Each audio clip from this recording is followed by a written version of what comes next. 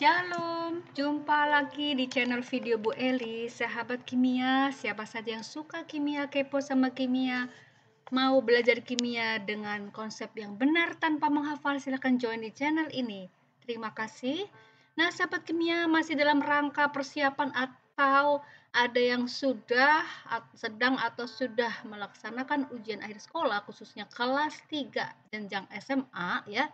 Nah, kita bisa memperluas ragam latihan soal melalui channel ini, yaitu pada seri latihan soal HOTS ya. Di sini kita akan menganalisis kata kunci dan bahasanya itu seperti apa ya. Nah, materi yang Bu Eri sajikan pada kali ini adalah tentang contoh soal sifat koligatif, elektrokimia, stoikiometri ini ada di kelas 10 ya. Dan ikatan kimia yang ada di kelas 11 yaitu ikatan gaya antar molekul serta termokimia juga ada di kelas 11. Nah, ini adalah sampel tes ya untuk menambah jam terbang berlatih soal ya. Apalagi kalau tidak boleh menggunakan kalkulator. Umumnya di ujian-ujian itu bisa saja tidak diperkenankan menggunakan kalkulator atau memakai tabel SPU. Nah, sahabat kimia, silahkan tonton sampai habis, jangan di-skip supaya mendapatkan pemahaman yang komprehensif ya, sehingga kita bisa menganalisis kata kunci dan menjawabnya dengan tepat ya. Nah, silakan subscribe, like, share, dan komen. Semoga channel ini semakin bermanfaat bagi para pengunjung. Terima kasih. Baik, kita mulai ya, sahabat kimia. Nah, di sini ada soal tentang persamaan reaksi kimia terkait dengan termokimia, nilai kalor yang dilepas atau dibutuhkan saat reaksi kimia itu berlangsung ya. Nah, soalnya adalah proses fotosintesis tahap pertama ya. Jadi ini adalah reaksi fotosintesis. Proses fotosintesis itu ada 2 tahap ya. Tahap pertamanya itu reaksi terang, tahap keduanya itu reaksi gelap, siklus Calvin ya. Nah, pada tahap yang terang ini, cahaya pada panjang gelombang biru ke merah diserap oleh klorofil. Klorofil ya, untuk mengubah air dan gas karbon dioksida di udara menghasilkan glukosa dan gas oksigen. Pernyataan yang benar, nah ini boleh ingatkan ya, kalau membaca kalimat tanya itu hati-hati instruksi yang ada di sana itu apa. Pernyataan yang benar atau tidak benar, yang salah, yang bukan, nah, seperti itu ya. Pernyataan yang benar terkait persamaan reaksi kimia setara pada fotosintesis tahap reaksi terang adalah. Nah, apa kata kuncinya di sini ya? Tentunya adalah menanyakan persamaan reaksi kimia setara pada fotosintesis tahap reaksi terang. Nah, persamaan reaksi kimianya ada di mana? Kata kuncinya ada di mana? Nah, di sini dituliskan bahwa cahaya itu diserap oleh klorofil untuk mengubah air.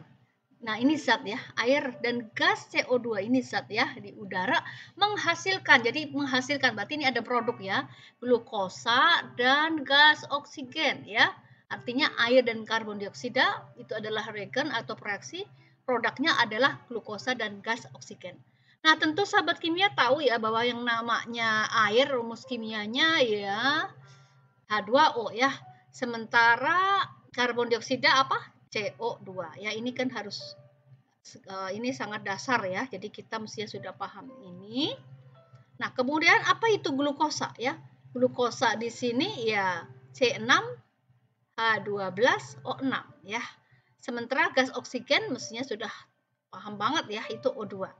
Nah, sahabat kimia, berarti H2O tambah CO2 nih. H2O tambah CO2 menghasilkan C6H12O6 glukosa dan O2 ya. Nah, artinya C sama D ini tidak tepat ya. Jadi antara A, B atau E. Kemudian kita tinggal menyetarakan. Nah, sahabat kimia ini maksudnya tandanya ini tanda panah ya. Ini tanda panah, ini tanda panah ya. Jadi kalau CO2 ditambah H2O ya, kemudian menghasilkan glukosanya C6H12O6 ditambah O2 ya. Ini fasenya gas, glukosa itu padatan, ini liquid dan CO2-nya gas. Nah, CO2 dan air itu ada di udara ya. Nah, sahabat kimia, cara menyetarakannya adalah kita lihat senyawa yang paling kompleks ini C6H12O6, berarti C-nya ada 6. Bagaimana kalau kita langsung isi satu? Ini trial and error ya. Jadi tidak perlu takut salah, kalau salah ya kita ganti ya. Jadi ini C-nya 6, maka di sini harus kita isi biar 6, 6. Lalu yang sudah keisi ya kita patokannya dari situ apa? H ya. H ini adalah 1 kali 12 ya 12. Sementara di sini hanya ada 2. Berarti di sini supaya 12 maka kita kasih 6 ya. Nah, jadi C sama H-nya sudah sama ya sahabat kimia. Sekarang tinggal atom oksigen ya. Nah, oksigennya sebelah kiri itu 6 kali 2 ya. 6 kali 2 berapa? 12. Kita berpatokan pada zat yang sudah ada koefisien reaksinya ya. Oksigen yang sebelah sini 6. Jadi 12 tambah 6 adalah 18 ya. Nah, sekarang bagaimana yang kanan ya? Yang kanan oksigennya di sini ada 6. Nah, di sebelah sini belum diisi. Nah, ini berapa ya? Nah, supaya 18 dikurangi 6 berarti 12. Oleh karena itu, di sini adalah 6 ya, karena 6 kali 2 12 ya. Demikian ya sahabat kimia. Maka kita akan mencari koefisien reaksi yang 6 6 1 6. Yang mana nih? 6 6 1 6. Wah, A sama B sama ya. Kemudian yang E ya. Nah, kalau yang E ini satu semua, jadi ini jelas-jelas belum setara ya. Maka si E ikut kita del. Jadi kita analisis satu-satu. Nah, sekarang karena ini terkait dengan kalor yang dibutuhkan, dilepaskan, ini namanya persamaan termokimia ya, sahabat kimia. Sehingga ini kata kuncinya kita temukan di mana nih ya. Nah, kita ulang lagi bacanya. Proses fotosintesis tahap pertama adalah reaksi terang. Pada tahap ini, cahaya pada panjang gelombang biru ke merah diserap. Nah, ini dia kita ketemu kata kuncinya ya. Kenapa? Cahaya itu kan salah satu sumber kalor, sumber energi ya. Sumber energinya kita ambil dari cahaya, bisa cahaya lampu, bisa dari cahaya alam, matahari, bla bla bla ya. Diserap itu artinya dibutuhkan. Artinya pada reaksi fotosintesis ini adalah reaksi yang berlangsung apa endotermis. Ya, kalau endotermis delta H-nya adalah plus ya, apa? Endoterm ya. Reaksi yang menyerap kalor ya. Kalornya diserap oleh daun organ tumbuhan yang namanya daun ya. Kemudian di sana terjadi reaksi fotosintesis karena adanya CO2, ada air, ada klorofil ya, diserapnya oleh klorofil yang ada di kloroplas ya, kemudian menyerap energi sebesar sekian kalau panjang gelombang nanometer ya, sekian panjang gelombang, kemudian nanti diubah menjadi ya ini kilojoule per mol. Mol apa ini? Ya misalnya per mol glukosa yang dihasilkan juga bisa ya. Jadi karena ini plus ya, maka yang lebih tepat itu adalah yang mestinya yang B ya. Sementara yang A ini kurang tepat. Kenapa? Karena reaksinya endo. Taunya dari mana? Sekali lagi dari kalimat kata kunci diserap ya. Demikian ya sahabat kimia, sudah cukup jelas ya. Next, kita menuju ke ya, ini masih di fotosintesis nih ya. Nah, proses fotosintesis tahap pertama adalah reaksi terang. Pada tahap ini cahaya pada panjang gelombang biru ini sama ya seperti tadi. Reaksi terang menyerap cahaya pada panjang gelombang biru ke merah, diserap oleh klorofilnya untuk mengubah air dan CO2 di udara menghasilkan glukosa dan gas oksigen. Nah, sekarang ini hitungan stokiometrinya ya, konsep mol. Jika dihasilkan 1,8 kilo glukosa, maka massa karbon dioksida yang difiksasi dari udara adalah, nah ini langsung satuannya gram. Perhatikan ya, gram ya. Nah, mungkin sahabat kimia akan bertanya-tanya ya, ini apa ya? Fiksasi itu bahasa ilmiahnya ya, bahasa hari-harinya ditangkap lah ya, dibutuhkan, ditangkap dari udara ya. Nah, sahabat kimia untuk menjawab stoikiometri kita harus awali dengan menulis bersama reaksi kimia yang benar ya. Jadi yang ini kita salin ke sini, CO2 CO2 ditambah H2O. Kita tulis ya. Sahabat kimia perlu menulis. Jangan cuma ditonton atau didengarkan. Karena belajar kimia itu memang harus ditulis ya. Silakan ditulis, diikuti yang sudah Ibu tulis di sini. Sahabat kimia ikut menulis. Nanti diulang-ulang ya. Oh, ini solid. Ini liquid aja ya. Kemudian koefisiennya di sini 6. Ikuti di sini ya. 6, 6, 1, 6. 6, 6, 6, 1, 6 ya.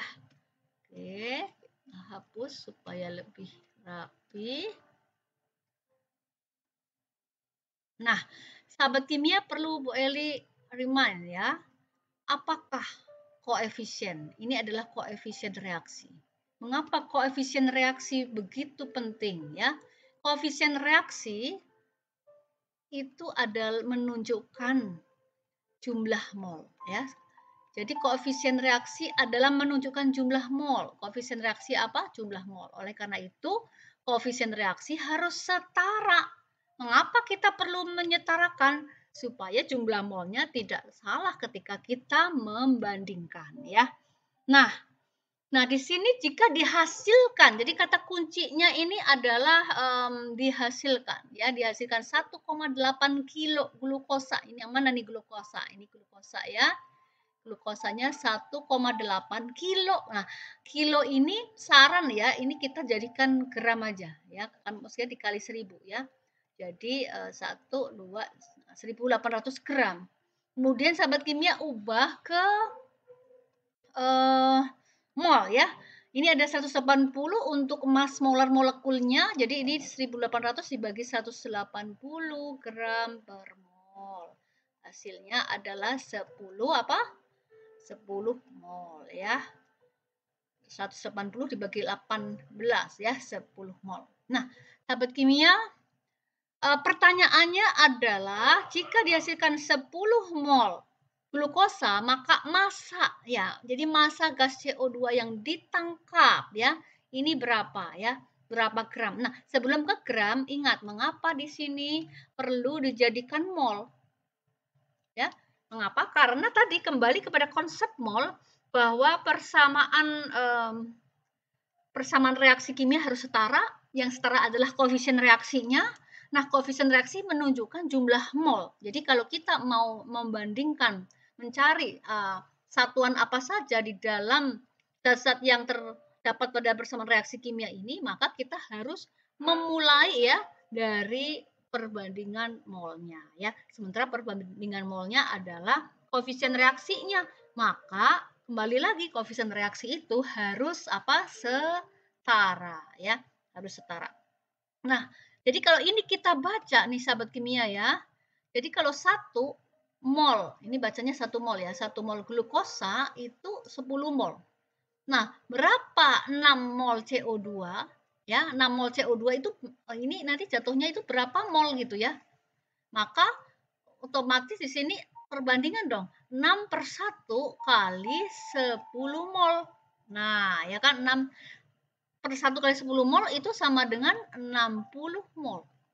Nah, karena pertanyaannya adalah gram, maka sahabat kimia mengubah 60 mol ini ke gram. Caranya gimana? Kita lihat ya, di sini mass molar molekul CO2-nya adalah 44 gram per mol. Jadi 60 mol langsung aja dikalikan 44 gram per mol ya. Nah, sahabat kimia ada trik nih ya supaya kita jangan salah atau cenderung menghafal. Bagaimana sih mengubah mol ke gram? Dikali bagi, atau mengubah dari gram ke mol, kali atau bagi. Nah, triknya adalah sahabat kimia melihat mencermati satuan ya. Di sini mass molar itu gram per mol.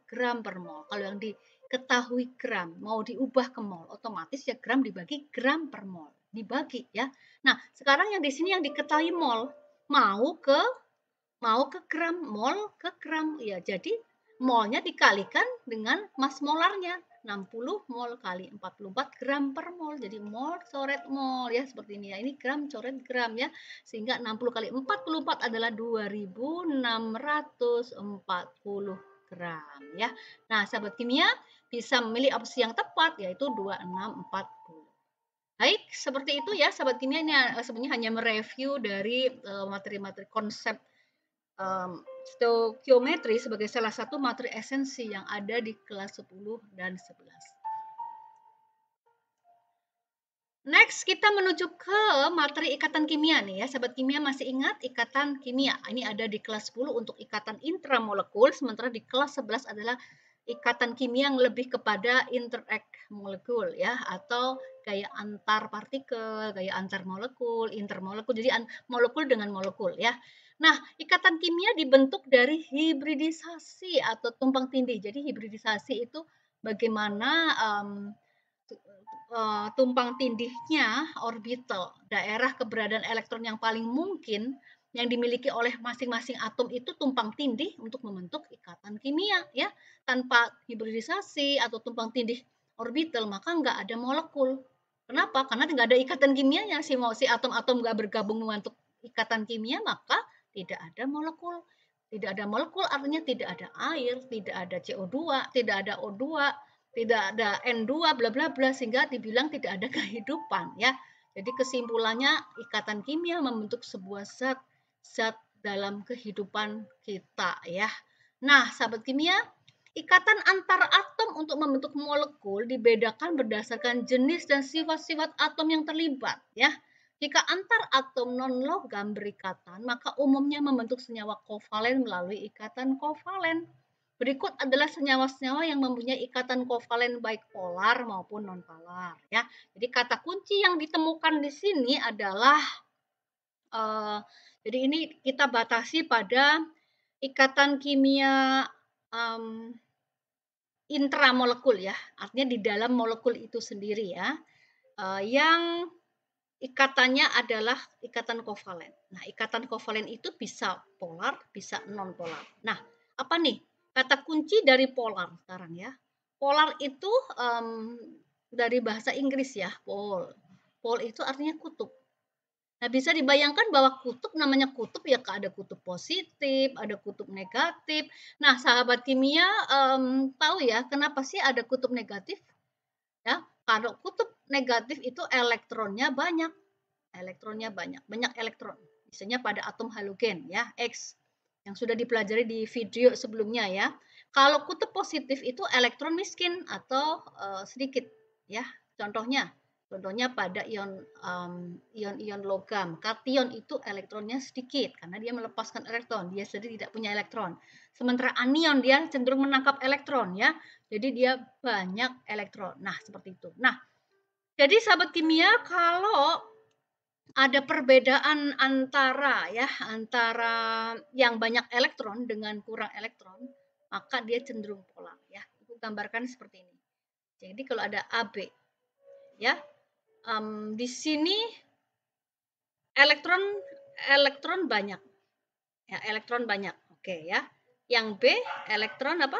Sedikit. Elektron sedikit. Nah, elektron banyaknya itu misalnya kita kasih bintang 5 deh ya. Oke, ini kita bikin bintang 5. Elektron sedikit itu bintang 2. Maka yang ada di antara A dan B ini akan berarti ada selisih elektron, delta ya. Selisih elektron, sahabat kimia kurangin aja ya. 5 kurangi 2. Nah, 3 ya. Berarti ini selisihnya itu termasuk ada selisih, ada beda kerapatan elektron. Ada selisihnya ya.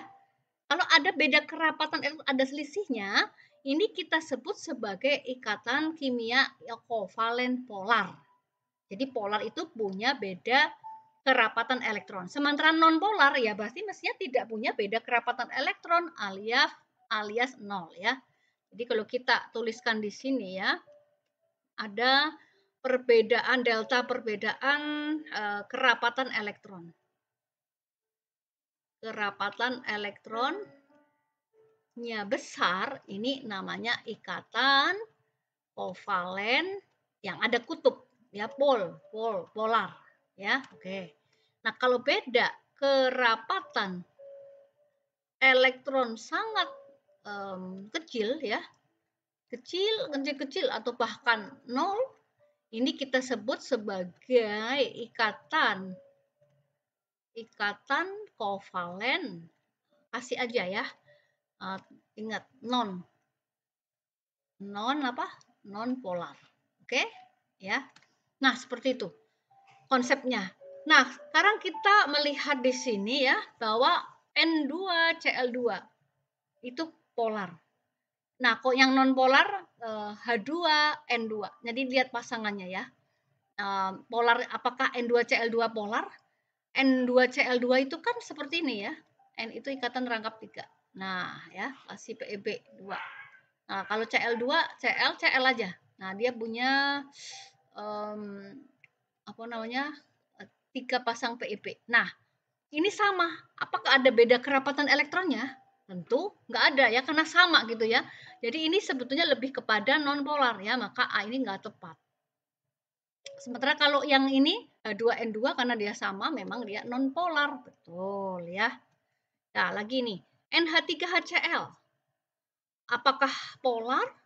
Sementara H2O, H2S apakah non-polar ya? Nah, kita gambar nih ya. Seandainya sahabat kimia mau bikin NH3. Ini sudah dibahas ya di gugus fungsi amina ya. Nah, lihat NH3. Nah, di sini ada atom nitrogen yang punya elektron bebas. Sementara H tidak punya. Maka dari sini aja sudah kelihatan ada beda kerapatan elektronnya ada. Maka ini adalah polar ya. Demikian juga yang H2O ya.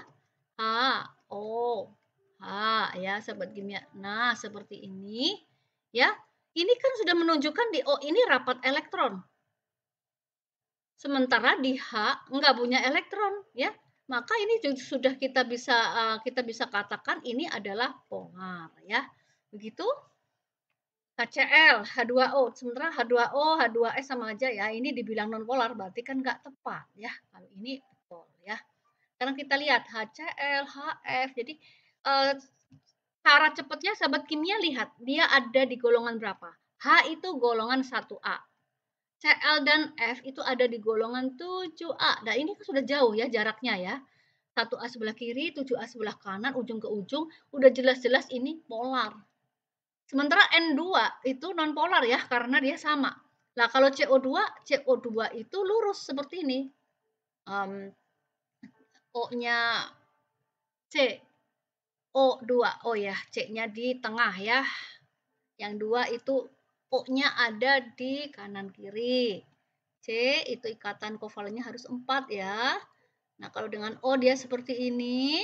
Ini seperti ini, 1, 2, 3, 4, 1, 2. Ah, ya, ini non polar nih. Berarti betul ya.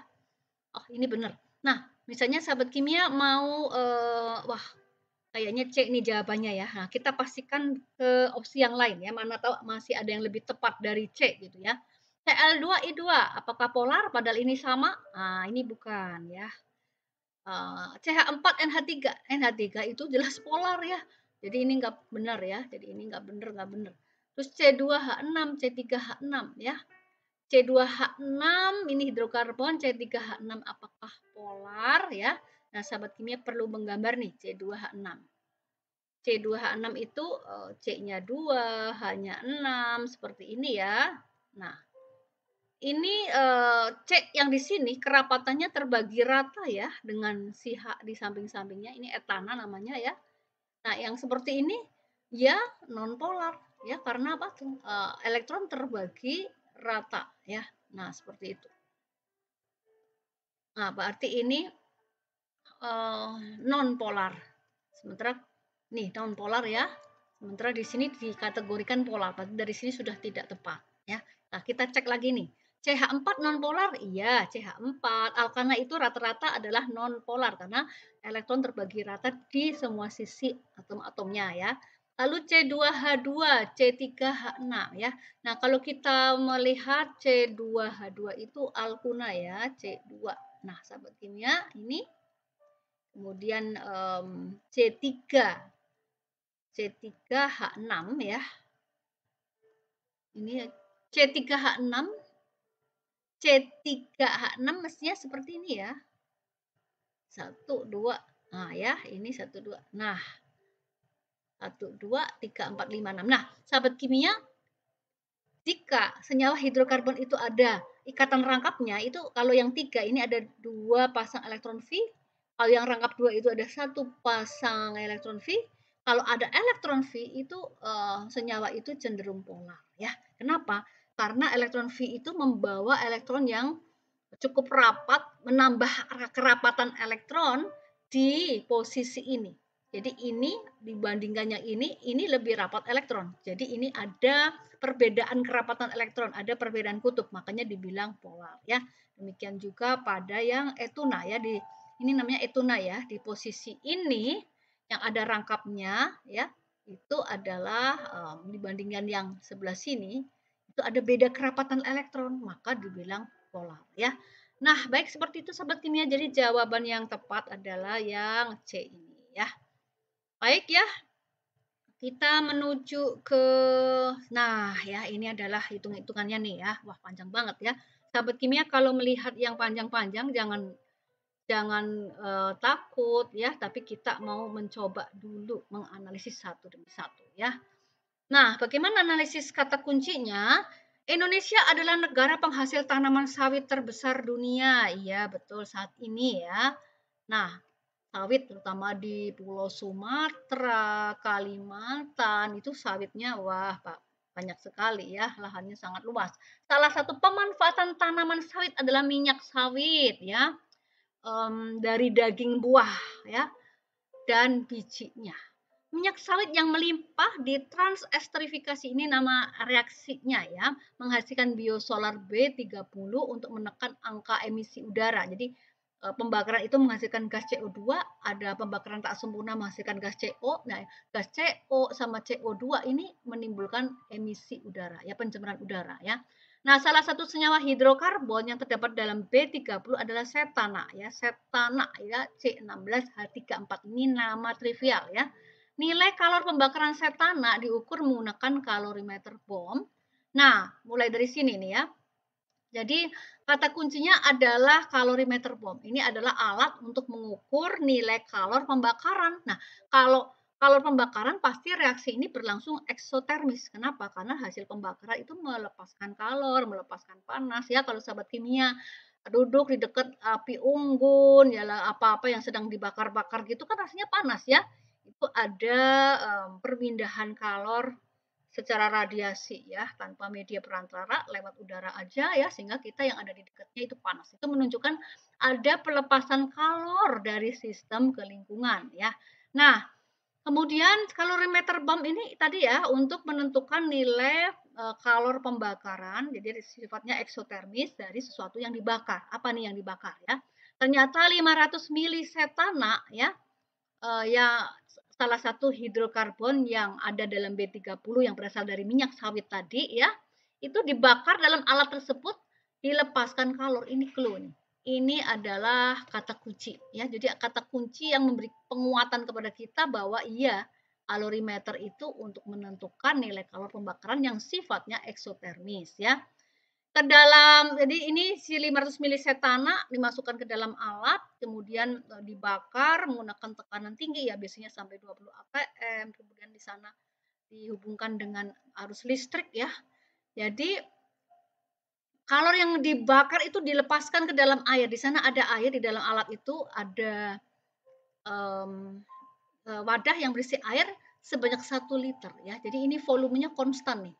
Ada yang wadah kapasitasnya 1 liter, ada yang 2 liter ya, seperti itu. Jadi airnya di sana udah keukur pokoknya 1 liter ya. Nah, setelah diukur ternyata suhu air naik dari 25 desel menjadi 28 desel ya. Jadi karena air itu menyerap kalor, mestinya ya air itu akan mengalami kenaikan suhu ya dari 25 ke 28. Jadi ini nanti ada delta, langsung delta T ya. Sahabat kimia 28 dikurangi 25 desel sama dengan 3 derajat Celcius ya. Berdasarkan hasil percobaan diperoleh nilai entalpi pembakaran setana ya. Di sini udah ditetapkan yaitu satuannya kJ per mol, kilojoule per mol ya. Nah, ada data pendukung ya, perhatikan baik-baik. Kalau data pendukung itu yang diperhatikan adalah punyanya siapa, kemudian satuannya apa ya. Ini satuannya. Satuan ini sangat membantu kita untuk melakukan konversi satuan ya, konversi satuan. Nah, soal sebanyak ini dari mana cara kerjanya nih ya, sahabat kimia ya. Nah, jadi di sini kita mengawali selalu dari reaksi kimia ya. Kita buat dulu ya, setana. Reaksi kimia. C16H34 ya. Ini ditambah O2 jadi CO2 ditambah H2O ya. Jadi C16H34 itu liquid ya. Kemudian ini gas ya, ini liquid ya. Kemudian kita setarakan nih sahabat kimia ya. Disetarakan, kalau ini paling rumit kita kasih angka 1, berarti di sini 16 ya, biar 16 ya. Kemudian yang sudah diisi ini H-nya 34, berarti di sini 17. Kali 2 kan 34 ya. Nah, ini berapa nih O2-nya? O2-nya ini dari O-nya ini 32, 16 kali 2 ditambah 34 ya. 17 kali 2 itu adalah 34 benar ya. Ya, jadi hasilnya adalah 64 tambah 26. 66 ya. 66 maka di sini berapa kali 2 sama dengan 66 berarti 33. Nah, sahabat kimia bisa meng-cross check ya, 16 hanya 34. Kemudian si O-nya adalah sorry ya, ini O-nya 32, O-nya 17 ini. Ralat ya, O-nya 17 kan ke sini ya. Berarti ini 9, 3 tambah 1 4 ya, 4. Oke. Berarti ini biar 49 ini berarti ya 49 dibagi 2 ya, 49 dibagi 2. Nah, kemudian karena ini reaksinya adalah exo, kasih delta HC combustion ya. Itu kasih nanti min ya, min X kilojoule per mol. Jadi Ibu suka kasih tanda ini nih. Ibu suka lingkarin. Sebenarnya nggak dilingkarin nggak apa-apa ya. Ini supaya mengingatkan kita biar benar-benar tahu bahwa hasilnya nanti adalah eksotermis ya. Nah, kemudian konsep yang berikutnya harus dicatat. Q itu kalor ya. Kalor yang dilepas setana, karena setana ini mengalami pembakaran nih. Dan pembakarannya lepas ke alat kalorimeter bom yang ada air, kemudian di sana si air menyerap kalor, diserap air. Ya. Nah, ini nilai kalor yang dilepas setana sama dengan kalor yang diserap air ini adalah konsep hukum termodinamika 1 ya, bahasa kerennya ya. Hukum termodinamika 1 ya, yaitu hukum tekanan kalor dan energi. Kalor tidak bisa dibuat, tidak bisa dimusnahkan, tapi cuma bisa diubah bentuknya, ditransfer dari bentuk yang satu ke bentuk yang lain ya. Nah, kalau di dalam bahasa kalorimeter ini namanya asas Black juga bisa ya. Nah, oleh karena itu berdasarkan konsep ini saja ya, sahabat kimia sudah bisa mengerjakan tanpa menghafal rumus. Ingat ya, kalau bisa ya, rumus harus dihindari untuk dihafal karena itu akan membebani otak kita sehingga kita merasa bahwa belajar itu seperti sebuah beban yang berat ya. Jadi tidak enjoy. Lalu caranya gimana supaya nggak menghafal? Nah, sahabat kimia di sini bisa melihat ya, ada kapasitas kalor jenis air yang nilainya 4 Joule per gram derajat Celcius ya. Nah, Jadi C itu nilai kapasitas kalor jenis airnya adalah 4,2 Joule ya, 4,2 Joule per gram derajat Celcius ya.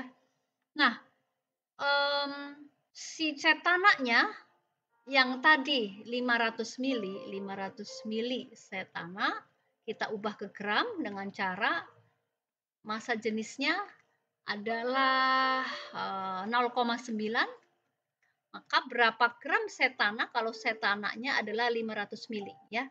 Ini angkanya gampang sehingga tidak perlu pakai kalkulator. Ini dapat 450 gram cetana. Nah, sahabat kimia jadikan mol ya, 450 gram dibagi 226 gram per mol ya. Ini dibagi ya. Jadi ini nanti dapatnya adalah dibulatkan 1,99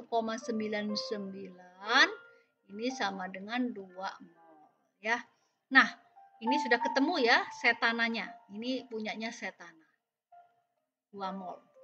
Nah, oke ya. Kemudian tadi delta T-nya sudah 3 derajat Celcius ya. Nah, kemudian Q yang di sebentar. Oh ya. Ke sini ya. Kalau 4 Joule ya, 4 Joule itu adalah sebentar kita lihat ke sini dulu.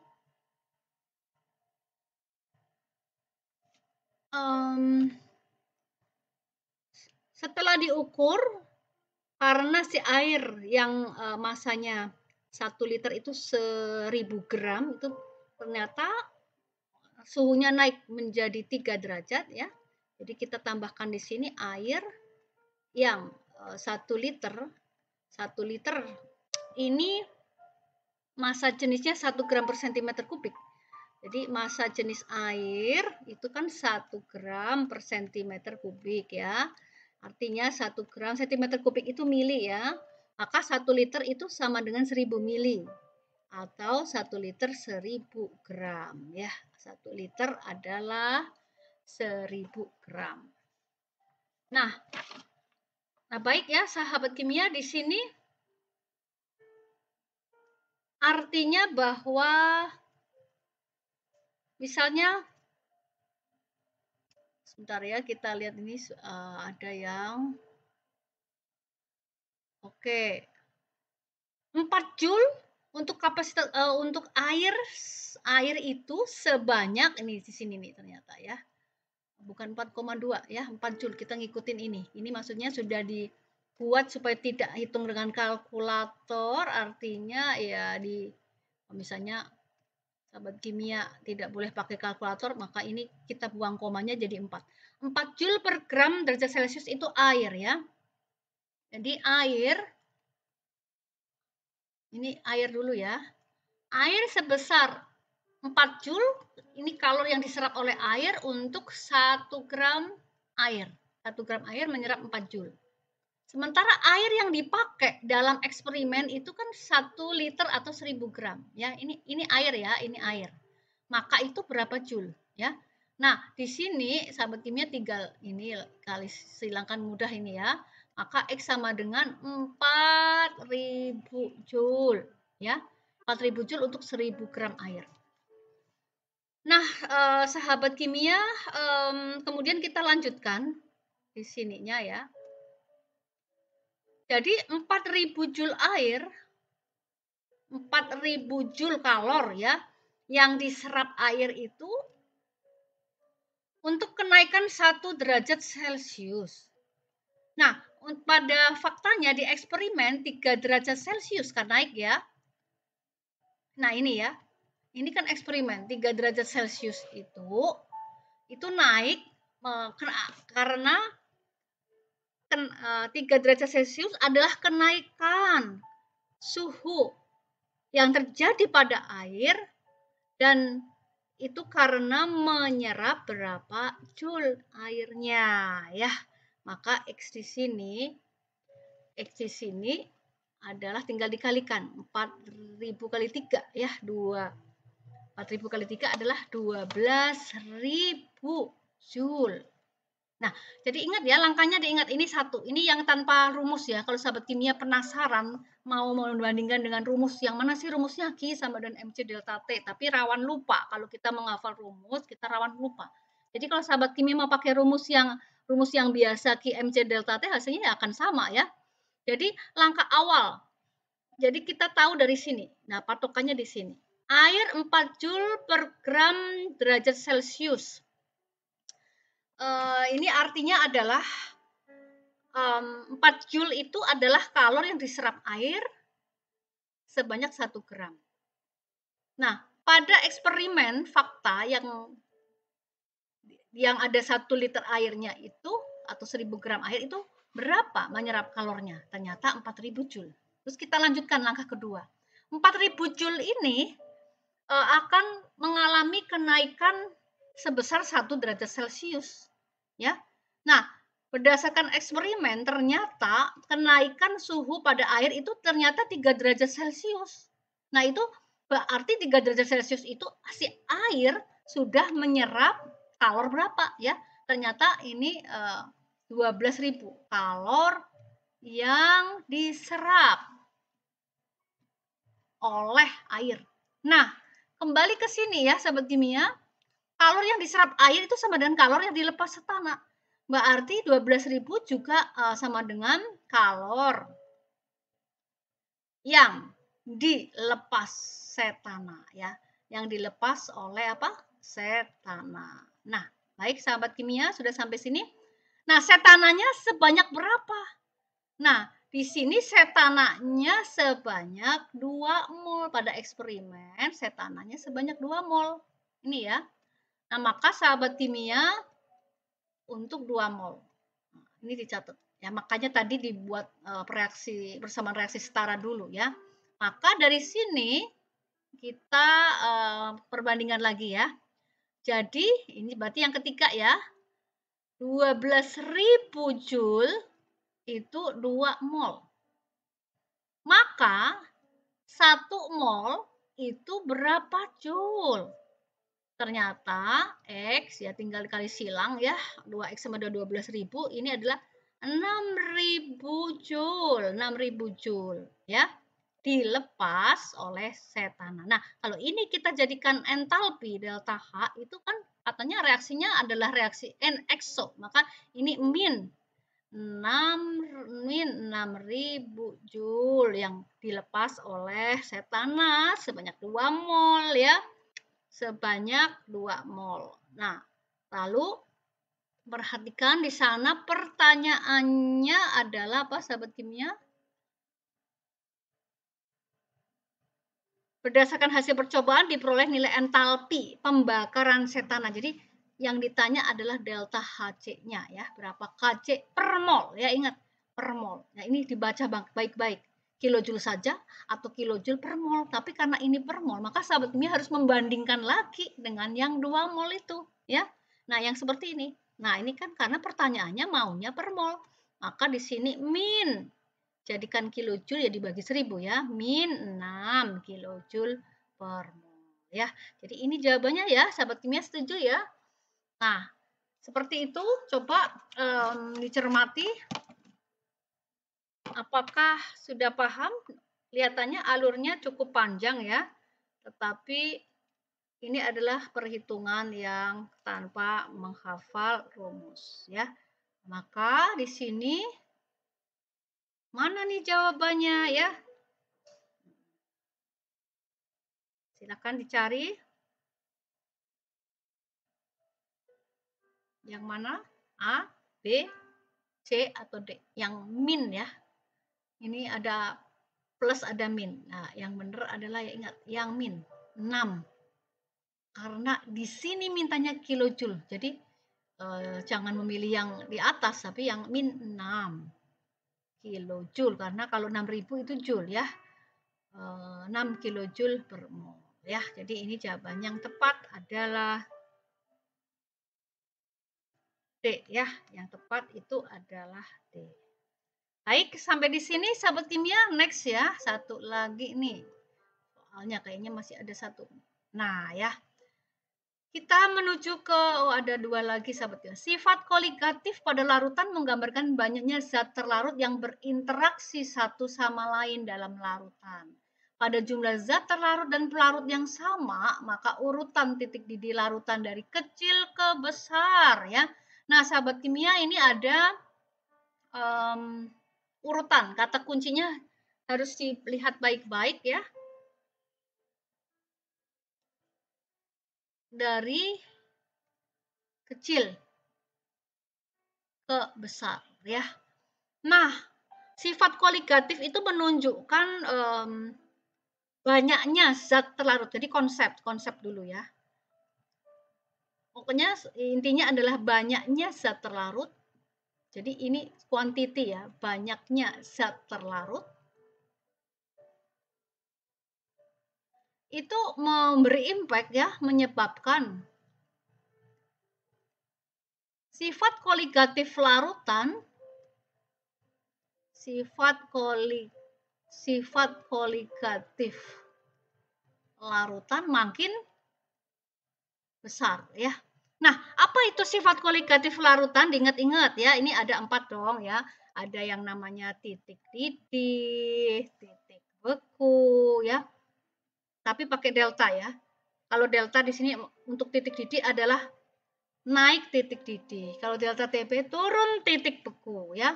Atau delta P turun tekanan uap larutan. Ini untuk larutan ya. Dan juga ada tekanan osmosis P ya, tekanan osmosis larutan. Nah, sahabat kimia, yang disebut dengan banyaknya zat terlarut itu solut ya, ingat. Jadi komponen larutan, ini konsepnya diawali dari sini, larutan atau solution itu punya 2 komponen. Satu solut ya.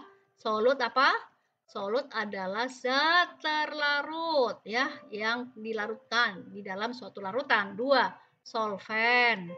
Solvent adalah apa? Pelarut ya. Pelarut yang mana, Bu? Umumnya pelarut general adalah air, atau bahkan ada pelarut-pelarut non organik ya, tapi bahasan di sini lebih kepada pelarut yang polar yaitu air ya. Nah, kalau jumlah zat terlarutnya sama, pelarutnya sama, maka bagaimana? Glukosa, NaCl, alkohol. Ya ingat, urutan titik didih larutannya itu dari kecil ke besar ya. Jadi dari sifat koligatif larutan yang ditanya itu ternyata pada komponen, ini kata kuncinya di sini, titik didih ya. Titik didih, delta titik didih. Nah, kalau titik didih nanti bacanya adalah naik titik didih ya. Jadi kalau naik titik didih ini berbicara bahwa titik didih larutan yang ada solutnya tadi, zat larut, itu akan lebih besar dari titik didih pelarut, dari titik didih airnya ya. Nah, sekarang glukosa ya. Larutan glukosa itu non elektrolit. Jadi 1 mol glukosa menghasilkan 1 mol glukosa. Beda sama NaCl. Kalau NaCl 1 mol NaCl menghasilkan 2 mol ion. 2 mol ion-ion, jadi 1 mol Na+ ditambah 1 mol Cl-. Sementara alkohol ya 1 mol alkohol menghasilkan 1 mol alkohol ya. Jadi kalau mau urutannya dari kecil ke besar itu harusnya kita cari ya yang NaCl-nya itu adalah harusnya di mana nih? Di kanan apa di kiri? Di mana? Kanan. Sebentar, ini di tengah, nggak pas ya. Nah, sekarang urea. Kalau dia non elektrolit, ya, maka tidak ada penambahan jumlah partikel. Artinya 1 mol A ya, non elektrolitnya misalnya A nih. Ya. 1 mol A iya menghasilkan 1 mol A, itu kalau non elektrolit. Jadi urea itu elektrolit, jadi 1 mol urea ya 1 mol urea. Beda sama kalau elektrolit.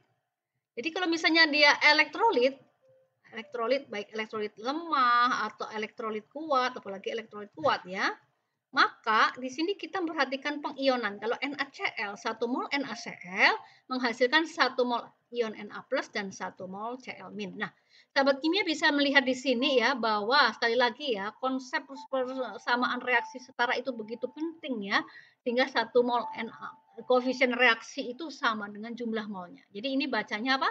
1 mol.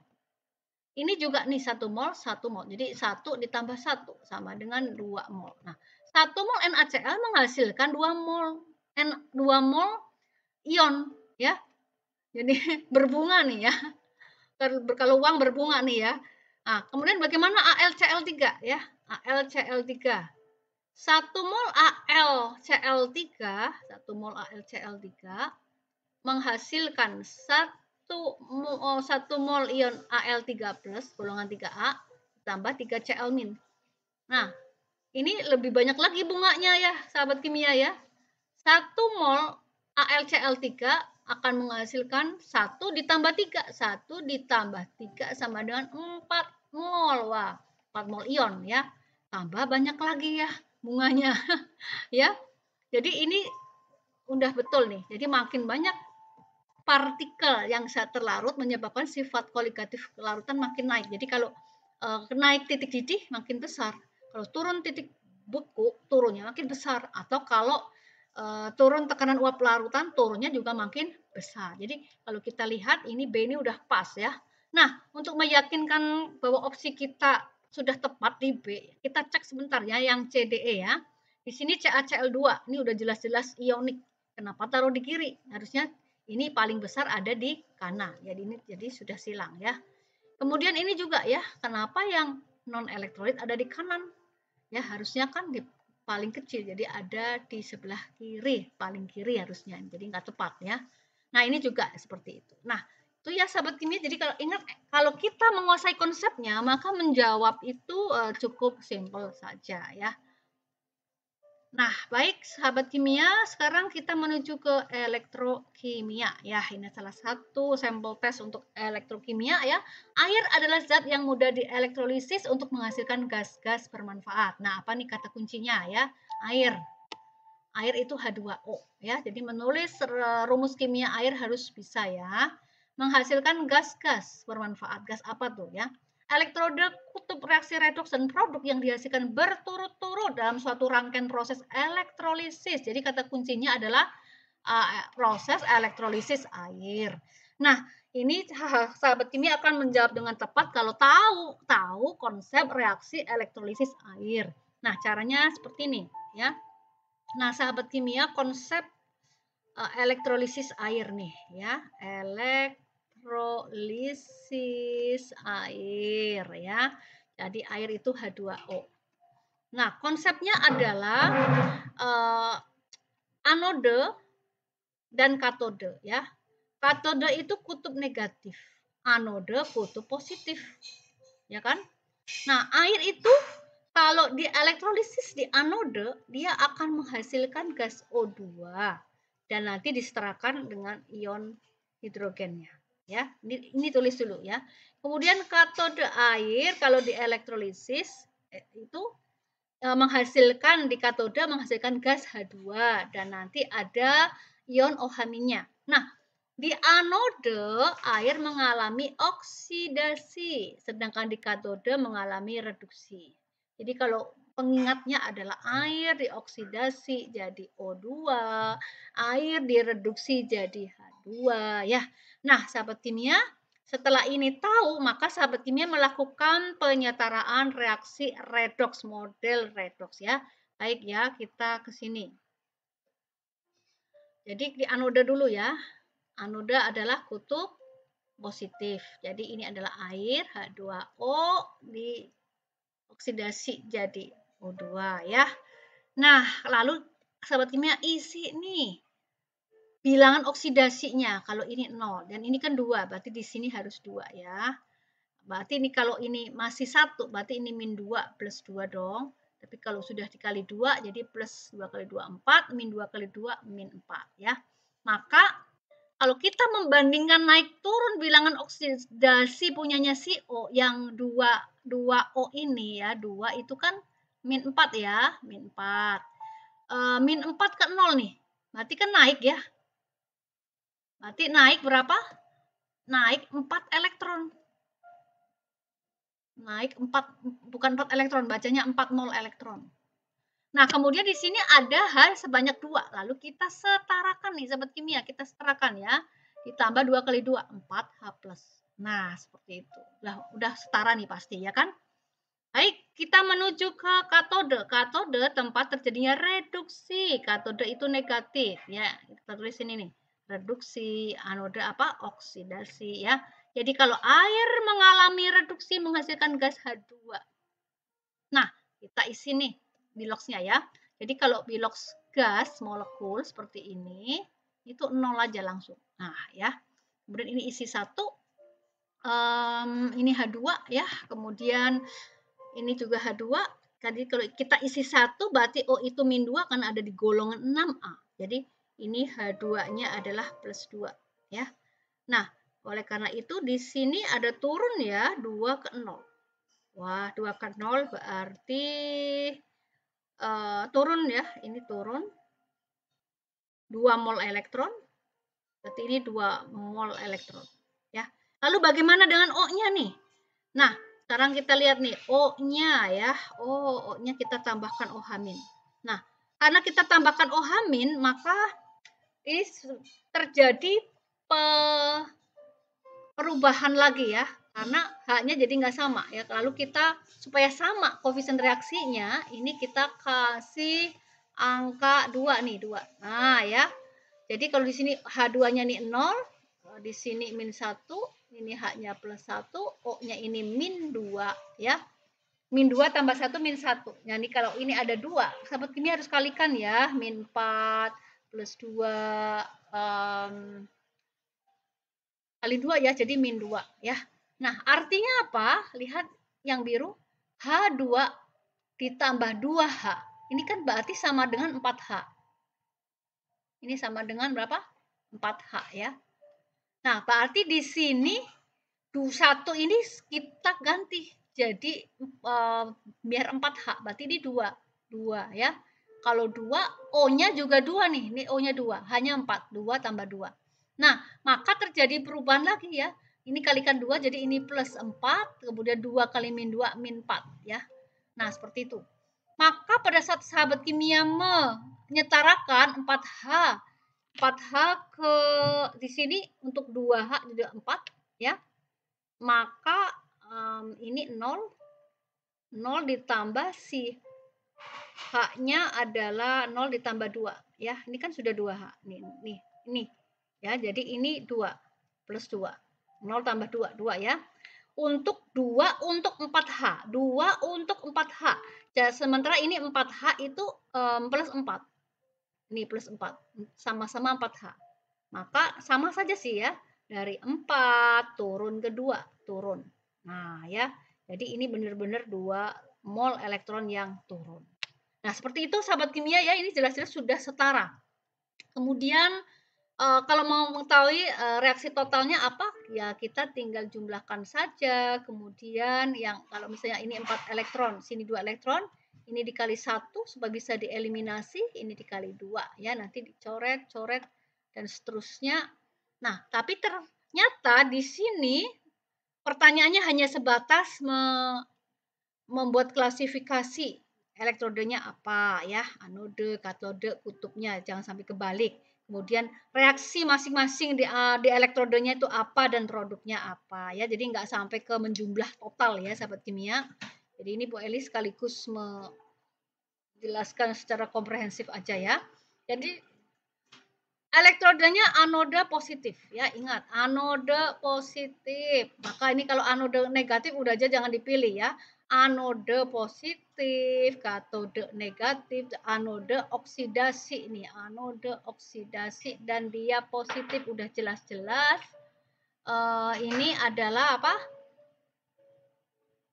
C ya, C. Bagaimana? Katode reduksi, katode negatif. Di katode produknya adalah apa? H2. Wah, ini benar juga nih ya. Di katode negatif, anode positif, anode oksidasi, katode reduksi. Di katode produknya adalah H2. Di anode produknya adalah O2 ya. Nah, seperti itu sahabat kimia, benar juga ya. Katode negatif reduksi, katode reduksi ya nggak mungkin ya, ini nggak mungkin. Katode reduksi hasilnya H2, tapi kutubnya kenapa kok positif? Ini nggak mungkin ya. Jadi sahabat kimia di nomor ini jawabannya misalnya ada 2 yang benar nih. Ya udah bisa dijawab C bisa, D bisa ya. Nah, seperti itu ya. Jadi C dan D ya. Silakan dilihat anode benar di sini oksidasi. Nah, anode apa? Oksidasi ya. Menghasilkan O2. Katode reduksi. Airnya direduksi menghasilkan apa? H2 ya. Seperti itu ya sahabat kimia. Sudah jelas ya. Nah, baik, semangat terus berlatih. Jika belum jelas silahkan diklik ulang dan dicatat ya, dicatat ya. Lalu diulangi lagi konsepnya. Tidak perlu dihafal, tapi diulangi saja konsepnya sampai benar-benar paham ya. Baik, terima kasih sahabat kimia sudah menonton video ini ya. Semoga sukses di dalam menjalankan tugas akhir di kelas 3 SMA ujian akhir sekolah, khususnya mata pelajaran kimia. Terima kasih. Tuhan memberkati.